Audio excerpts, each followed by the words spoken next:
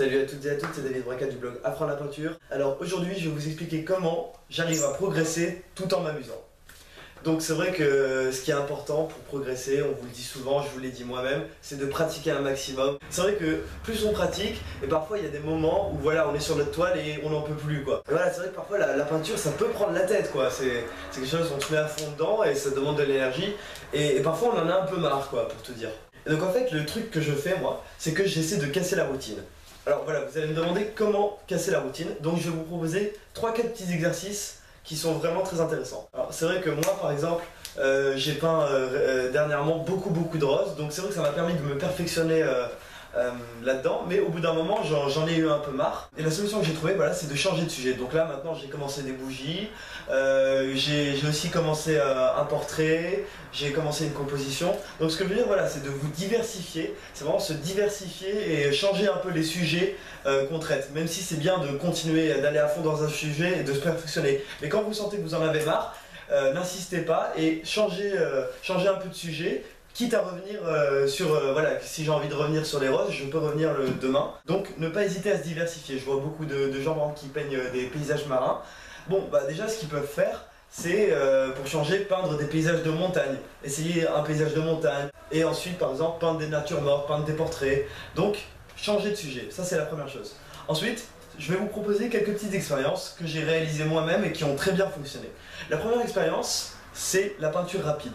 C'est-à-dire que de temps en temps, voilà, on n'en peut plus et tout d'un coup on a envie d'un petit challenge. Alors moi le petit challenge que je me suis donné récemment, c'est de peindre, voilà, je me suis dit, qu'est-ce que ça fait si tu essayes de peindre une toile en un jour? Voilà, j'ai une limite par exemple, je prends mon dimanche, je me fixe toute l'après-midi plus la soirée, voilà, 10 heures, tu as 10 heures pour peindre une toile. Et tu essayes d'être le plus précis possible. Donc je me suis dit ça, et voilà, je vais vous montrer ce que ça donnait dans quelques secondes. Mais donc voilà. Essayer d'être précis et d'avoir un temps limité pour essayer d'être à fond un peu dans notre peinture et de nous stimuler finalement. Donc voilà, moi par exemple ça a donné ça, j'ai peint cette tasse. En plus j'ai changé le format habituel, c'est vrai que j'aime bien travailler sur des petits formats, là j'ai pris un grand format. Donc c'est quelque chose qui m'a permis aussi de me stimuler dans ce sens là, de changer un peu de registre. Donc voilà, peindre, c'est quelque chose qui stimule vraiment, de se dire voilà, j'ai une limite dans le temps, j'ai 10 heures pour peindre ça et je vais aller à fond et je vais essayer d'être vraiment le plus précis possible. C'est pas voilà, on fait 2-3 traits, on essaie de suggérer quelque chose. Non, la tasse, vous voyez que j'ai essayé de la faire précise, même si elle n'est pas totalement, mais j'ai essayé de bien la rendre. Donc voilà, c'est quelque chose qui stimule la peinture rapide et c'est quelque chose à faire de temps en temps, pas tous les jours, mais vous pouvez le faire voilà, une fois par mois, une fois toutes les 2 semaines. C'est quelque chose qui va vous stimuler. Ensuite, la deuxième chose, c'est la peinture miniature. Voilà, c'est ce que j'ai fait récemment. C'est-à-dire que, par exemple, j'ai peint sur un coquillage qui est très petit, un paysage. Je ne sais pas si vous voyez bien à la caméra. J'en ai fait un article récemment. Et voilà, c'est vrai que c'est quelque chose à la fois de très amusant qui va vous permettre de travailler aussi les détails. Voilà, de travailler votre précision. Donc, là aussi, vous progressez. Tout en vous amusant et c'est quelque chose qui change. Voilà, par exemple, vous pouvez même vous dire voilà, je peins sur un coquillage, je peins sur une dent de sagesse, je peins sur un bouton, voilà, donc vous pouvez vraiment tout imaginer et vraiment vous amuser et c'est quelque chose qui va vous permettre de sortir un peu de ce registre là, toujours voilà, une toile. Donc voilà pour ce deuxième exercice, peindre miniature. Le troisième exercice que je vous propose aussi, c'est de créer vos propres compositions et de tenter des trucs dans vos toiles. Vous prenez une photo, vous y rajoutez des éléments, par exemple vous faites le marché, vous voyez des belles fleurs, et ben tout d'un coup voilà, vous les prenez en photo et vous dites tiens, et si j'essayais d'intégrer cette fleur là au dernier bouquet que je suis en train d'essayer de peindre. Donc vous créez quelque chose, vous mettez un peu de vous-même dans votre toile. Essayez d'apporter quelque chose de personnel à la toile, de vous dire voilà, c'est moi qui ai créé ça, j'ai composé ça. Tiens voilà, là il y a une plage avec des cailloux, tiens ici j'ai essayé moi-même de faire du sable. Voilà, tentez quelque chose et voilà, créer, essayez de composer un peu par soi-même.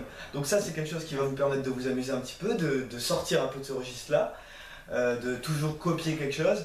Et en même temps, c'est quelque chose qui va vous permettre de progresser parce que finalement tout le monde veut créer ses propres compositions. Donc voilà pour ce troisième exercice, créer ses propres compositions. Et enfin, ce que vous pouvez faire, c'est voilà, par exemple aller au musée ou lire dans des livres, voir un peu les toiles des grands maîtres.